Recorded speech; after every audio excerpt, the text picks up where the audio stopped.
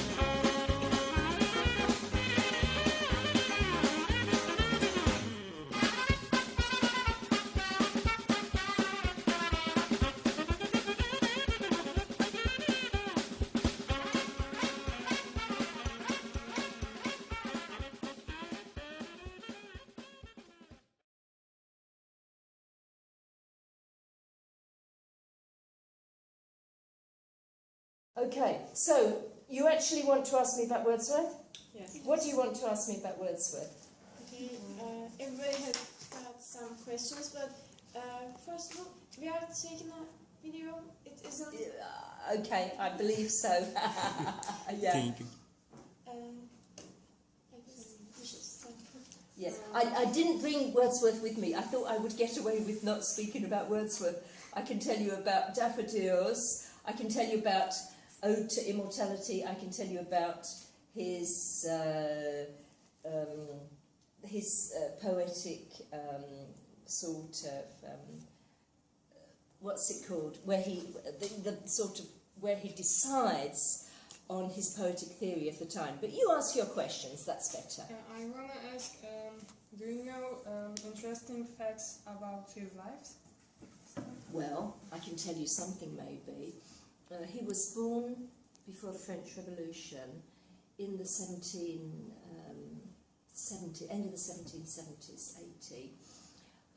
And at that time, the French Revolution was a wonderful time. Freedom, liberty, equality, fraternity.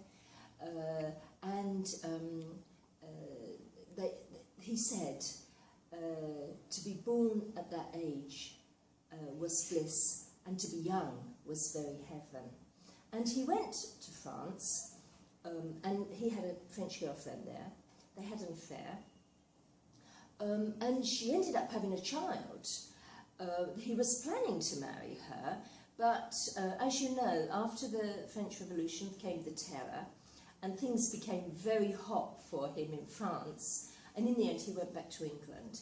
And I think her name was Annette. He left her, and years later, his daughter and his sort of left wife, lover, sort of preyed on his mind, and he did meet her in later years, but he actually did end up marrying an English woman, and he stayed in England. He actually lived most of his life with his sister, Mary Wordsworth, in Grassworth, is it the town in the Lake District, in a very beautiful part of England, where he wrote nature poetry and things like Odes of Immortality and so on. Yes? Do you like William Wordsworth's poets? His poetry, yes, is an attempt after a more classical period of poetry. His poetry is an attempt to come back to natural simplicity. And so we do find a very pleasant naturalness in his poetry. You perhaps know Daffodils? Alban was Mr. Breach. Huh? We know upon Westminster Bridge. Upon Westminster Bridge. Ah, okay, yes. Well, how does he talk about London there? He talked about the beauty of the London. He does. Yeah, and how beautiful it is. Yeah, it's morning, isn't it?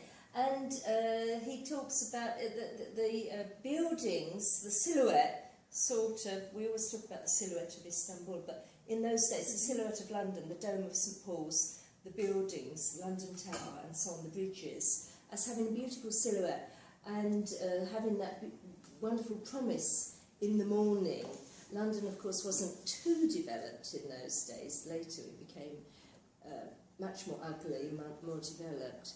But yes, his poem Daffodils, for example, I wandered lonely as a cloud that floats on high o'er vale and hill, when all at once I saw a crowd, a host of golden daffodils, beside the lake, beneath the trees, fluttering and dancing in the breeze. And then he goes on to talk about all these daffodils. Daffodils? Something like Nergis, right? Yeah. That's right. Yeah, lots, hundreds and hundreds, a host of golden flowers he sees by the lakeside, fluttering and dancing in the breeze with that personification. And then he says, and oft when on my couch I lie, in vacant or in pensive mood, that my heart, he says, remembers the butterflies, the daffodils, and dances with them. And he calls this, it's his theory of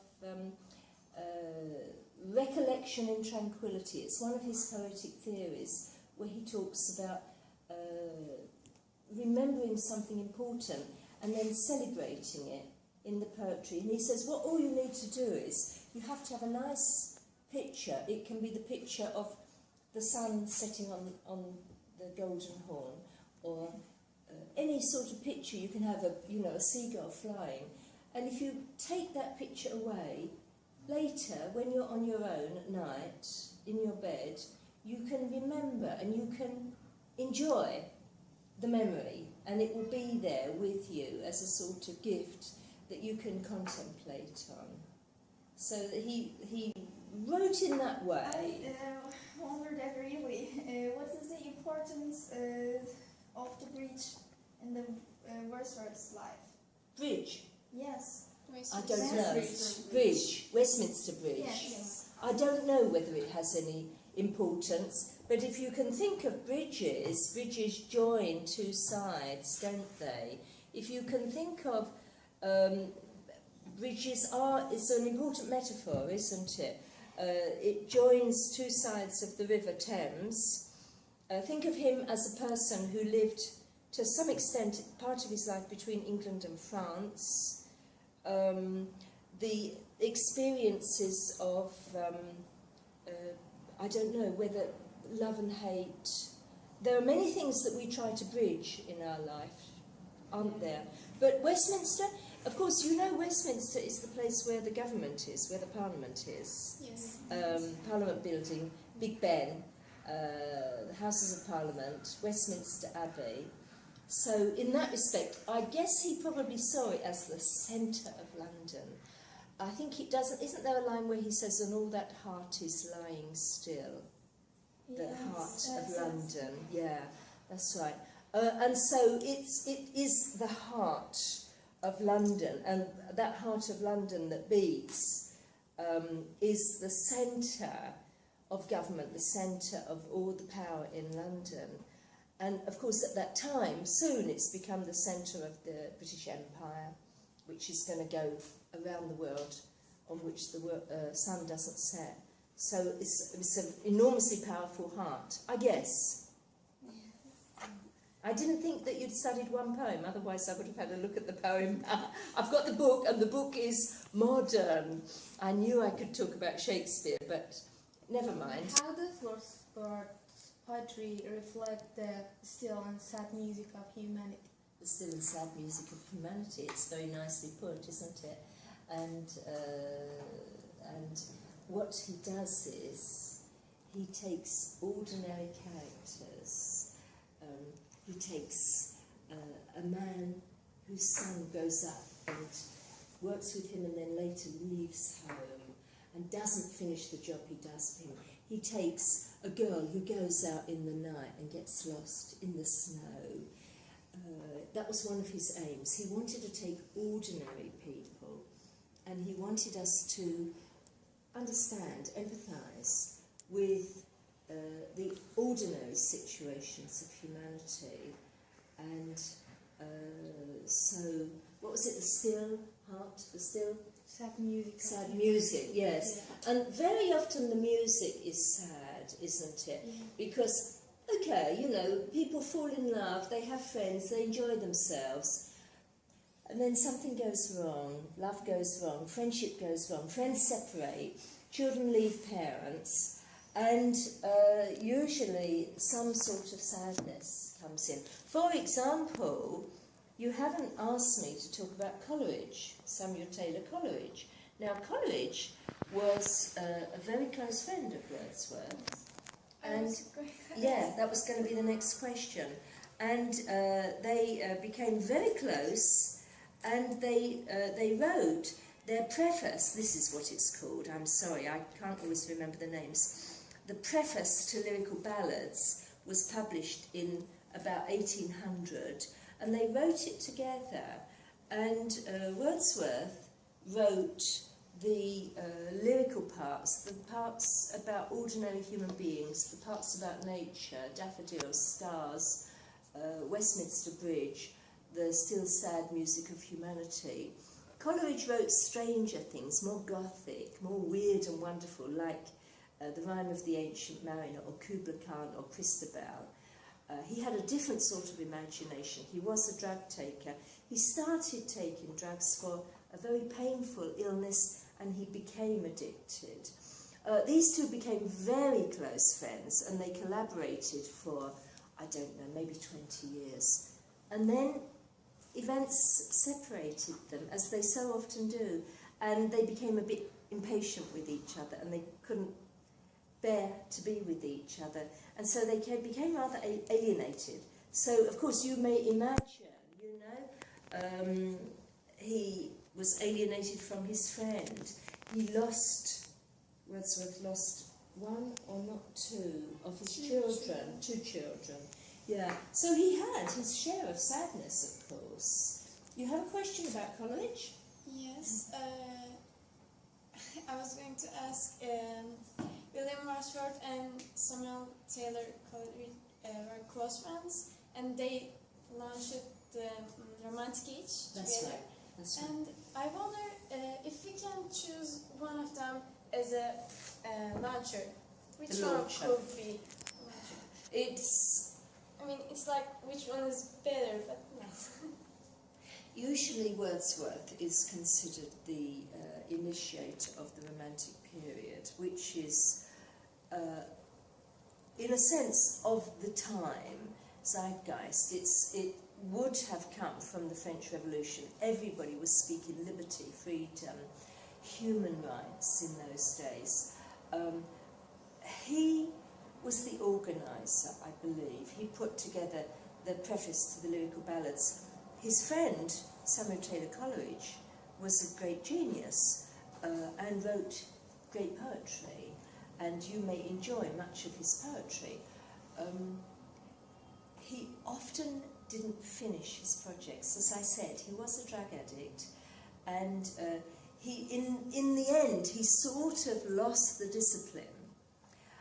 And so, for example, Kubla Khan, he was writing Kubla Khan, somebody knocked on the door. It's the visitor from Porlock, isn't it? And he left his writing, went to speak to the person. When he came back, he couldn't remember it. Or that's the story. And so the story of Samuel Taylor Coleridge is of unfulfilled ambition, although he still is very great. And if you ask me, sometimes I may prefer him to Wordsworth. But I think if you want to ask who initiated the Romantic period, I would have to say Wordsworth. There are others before him. William Blake, for example, was somebody who wrote very simple poems. Little Lamb, The Tiger, Sick Rose, he has some lovely, simple poems about children, the way that children were exploited, the beginning of the Industrial Revolution in England, the way that children went up the chimneys and came down all black and didn't have a good family life and so on. So Blake wrote about these things, which was also part of the idea that everybody has the human right to life and liberty and self-expression. But really, I think if you say who initiated the Romantic period, you'd have to say William Wordsworth. If he is a greater man or not, usually he's counted a greater man. Personally, he's not my most favourite poet. I might choose certainly Shakespeare. I might choose somebody like Gerard Manley Hopkins. Do you know Hopkins? 19th century, yeah. There are many poets. Why did he always use nature? Why did he always use nature? You know, if I'd thought about Wordsworth, I could have brought you some pictures, but you can look it up on the internet easily. It is the most beautiful part of England.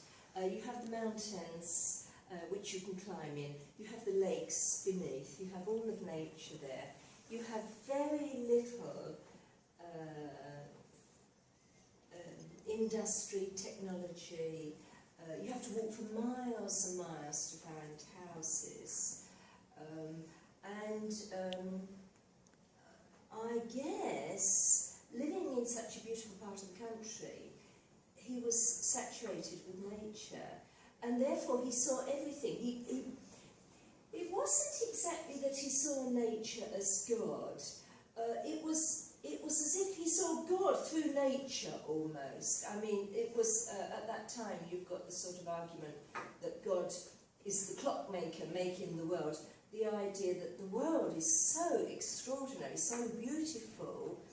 You have this powerful image of the Creator through the world, and so he speaks as if all around him is like this beautiful presence, which he sometimes refers to as, well, he talks about coming from God before his birth, going to God after his birth, but almost too as if it's all around him in the beauties of nature. I think nature was incredibly important for him. Actually, I want to ask how did French Revolution affect William Wordsworth, but you Probably told said us. liberty, equality, fraternity. Yeah, certainly the idealism, the fact that every person has the right to some sort of life. In his preface to Lyrical Ballads, which was the sort of manifesto that they both wrote, but I believe Wordsworth wrote more of it, he talks about catching the ordinary rhythms of the speech of ordinary human beings, and he includes in human beings, when he says ordinary, he means poor, rural, from the countryside, old, sometimes idiot, not quite of their right mind, children, women who didn't have quite the same rights in those days. He takes these very ordinary people and he says, I want to express myself through them, and very often he takes a point of view. He has some Lucy poems, the little girl, that he expresses himself through. He has some slightly, everything is a part of this world and worth listening to, even if you're not quite very sensible. You should listen to these people who very often have a very different point of view, and I think that very much came from the French Revolution. You know, everybody has the right to express themselves and live a decent life. And so you're coming to talk to me about poetry and Wordsworth. Yeah. What are your friends doing? They also have their Projects? projects. Are they coming here? Are they coming to another place? Going to different places, different schools, different universities, offices. Yeah. Some of them are going to lawyers, doctors. They're searching poems too. Hi, it's all poetry. It's all Yeah, poetry. yeah. Ah, you thought of the university. That's a good idea. Okay. Is it all English poetry? Yeah. Or some Turkish? No, it's English. It's all English. This is your English teacher. Americans too. English. English and American, yeah, in English, okay. So, Sümbül, Aysu, Burcu, Berat, and Senanur. Yes. Senanur, okay, lovely. Okay, I'll look this up later. So you, are you gonna edit it? Are you gonna sort of clean it up a bit, clean up things, or you know, you'll sort it out a bit, cover up the bits where. Okay. Yeah, exactly. Huh? Make it correct. Make it all correct. That's right. Yeah. Okay. What else have you been reading this year in your poetry? Yeah, you read these 5 poets, I suppose. What did you read of Shakespeare? We also have, we just have our own poet, and others, for example, my other friends has the Shakespeare and the other one. Yeah. Some of them, Caroline Duffy. I see. Are you all within these 5 poets? No, just one, just William Wordsworth. No. The others. I mean, is everybody in the class going out to ask about Wordsworth or Shakespeare or Caroline Duffy? Yes. Ah, so it's going to be the 5 poets that you'll learn about. I see. Okay. Interesting. Yes. 3 English, 2 American. Right. 2 women, 3 men. Right. Yes. Yes, I thought about it was quite a good sort of spread. One of them from the 16th, 17th century, one of them the 18th, 19th century, 2 19th century poets, and 1 20th, still writing. Yes.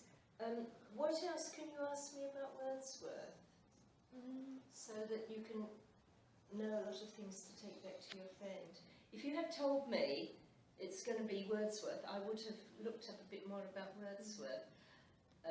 I can't even read it to you because I brought the wrong book with me. Actually, can we take your advice? Because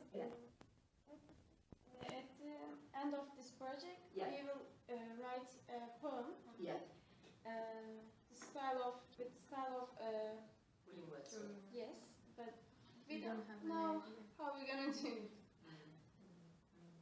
Yeah, and I think you're going to have 5 stanzas. Each one of you is going to write a stanza, maybe, possibly.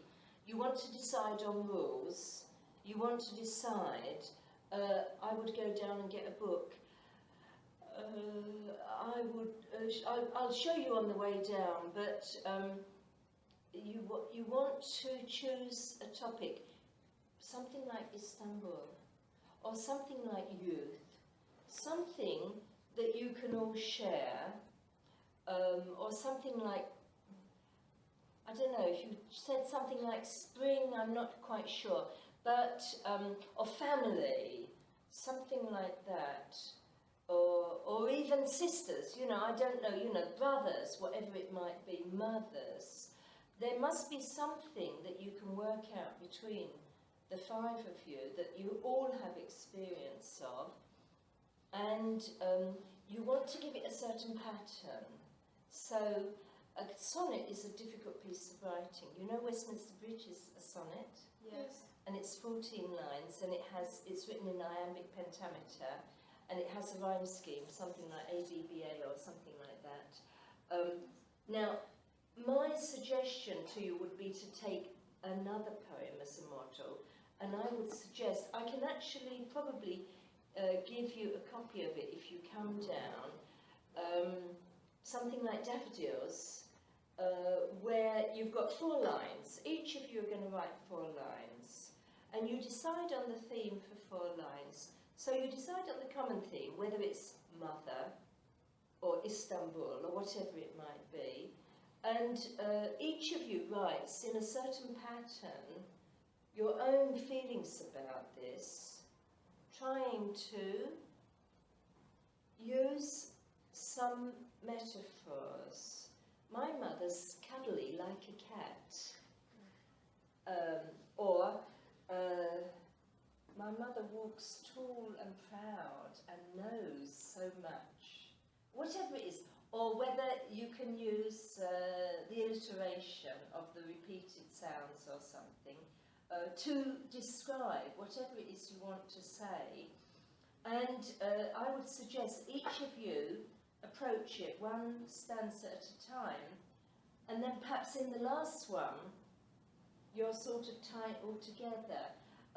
So you want to look at a couple of things. You want to look at, can I write it down here, for example? I know you've got it on the tape. For example,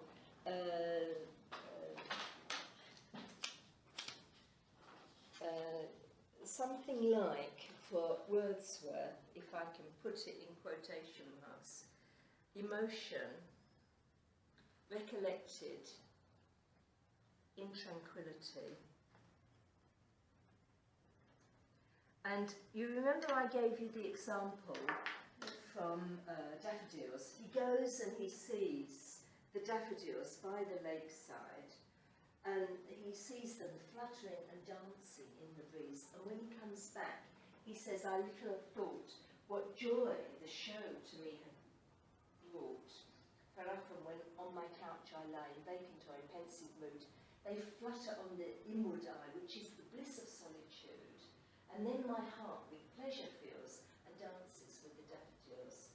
And so what he's trying to say is you have the experience, whatever it is, whatever scene it is, with your sister or your mother, or you're walking in Istanbul, and you come back and you say, okay, this happened, and then you can put together maybe some of the meaning of the experience. And so you'd end up with a 5 or 6 stanzas poem, which you would all have written on one theme, but you would all have written it separately. That would probably be a way of going about it, wouldn't it? Do you think that that might work? Does an idea come to mind that you might use? Yeah. You let me know later, will you? I have to look at this thing, won't I? Dreamcatchers. What was it? Dreamcatchers. Something webbing something. Weebly. What's the Weebly? It's a website which we create our website. You created it for yourselves, yes. Yeah, I wrote under there, emotion recollected in tranquility, Dreamcatchers Weebly. .weebly.co, yeah? Okay, and is there something there now? Can I look at it now? Yeah. You've already got something up there. Research methods, conjunction, Figures of figures of speech. Yeah, right. Title. Yeah, the title and everything, yeah, okay, Yes. great, yeah, okay. Well, it sounds exciting. So yours has got to be the best one. You hope. And you let me know if you win the prize. Yeah, So, sure. you've got a project to do when you get home. How long do you have to write the poem? Maybe 5 months. You've got until the summer. You've got until the summer. We have time. Okay. You don't have to finish it until June. No. Okay. And you'll be doing other things in between. What will you be doing when you get back then? Nothing special. More poetry, or will you read some novels? Yeah. Plays? Yeah. What have you read this year, other than Wordsworth and Caroline Duffy? We just started a few weeks ago, and we don't have a lot of information just. Okay. Yeah. Okay, so this is the second term. Yeah.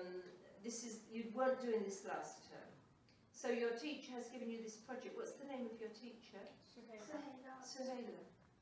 Suheyla? Atıcı. Surname? Atıcı. Atıcı. Yes. Yeah. She must be quite a good teacher. You like her? She's a nice Yes. teacher. Very nice. Yeah. Excellent. Wonderful. Okay. What now? Any more questions? Are you okay? Yeah. Yeah. And thanks a lot for giving us your expensive time and talk with us. It's an honor for us to talk Yeah. with you. Sure, And pleasure for me. We got a lot of ideas for our project. Okay. Thanks a lot.